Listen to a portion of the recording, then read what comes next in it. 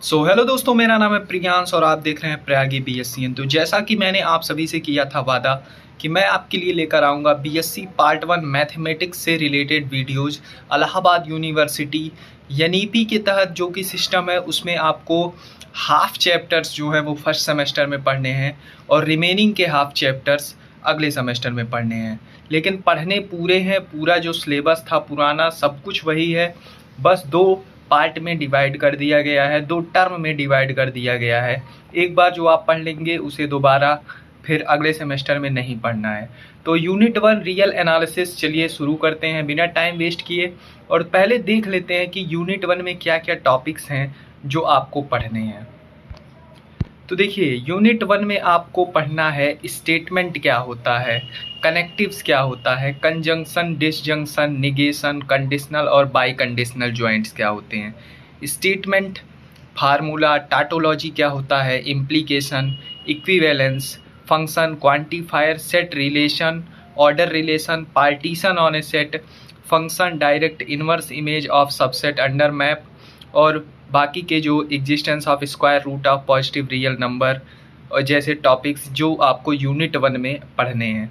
तो बिना time waste किए स्टार्ट करेंगे हम लॉजिक मैथ से। लॉजिक मैथ जो है वो काफ़ी इजी टॉपिक है और मैक्सिमम बच्चे इसे आसानी से कर लेते हैं। हम सब ने भी बहुत अच्छे से कर लिया था लॉजिक मैथ में और इसका क्वेश्चन जो है वो बहुत इजी होता है। अगर आप थोड़ा सा ध्यान देंगे तो बिना किसी प्रॉब्लम के आप इसे सॉल्व कर पाएंगे। तो चलिए शुरू करते हैं लॉजिक मैथमेटिक्स को बिना टाइम को वेस्ट किए। मैं हूं प्रियांश त्रिपाठी। तो दोस्तों देखिए, लॉजिक क्या होता है। लॉजिक वो प्रिंसिपल होता है जिससे हम डिस्टिंग्विश करते हैं कि कोई भी आर्गूमेंट वैलिड है या इनवैलिड है।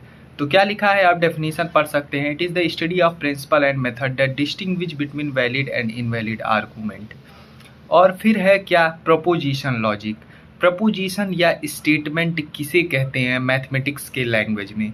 ए प्रपोजिशन और a statement can define as a declarative sentence to which we can assign one and only one of the truth value either true or false but not both is called a proposition और statement.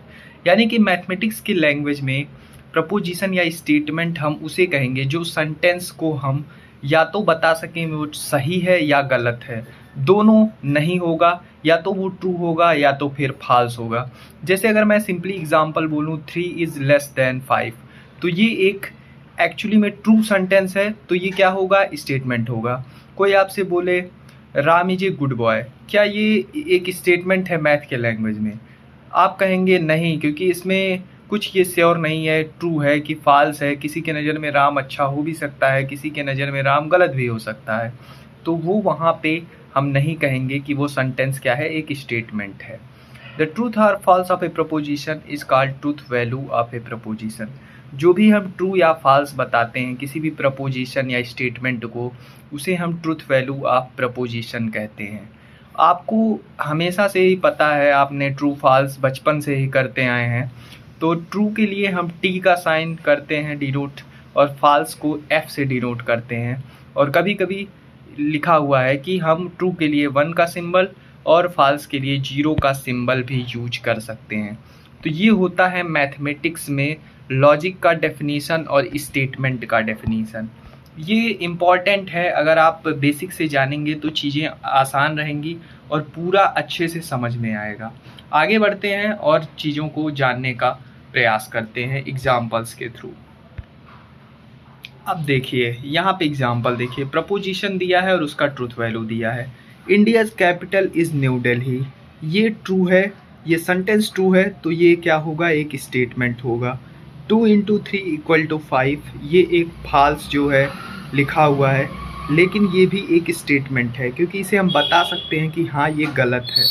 File third जो है वो है 5 is a prime number, जिसका truth value true है और ये भी एक स्टेटमेंट है। तो दीज आर प्रपोजिशन और statement because they are either true or false.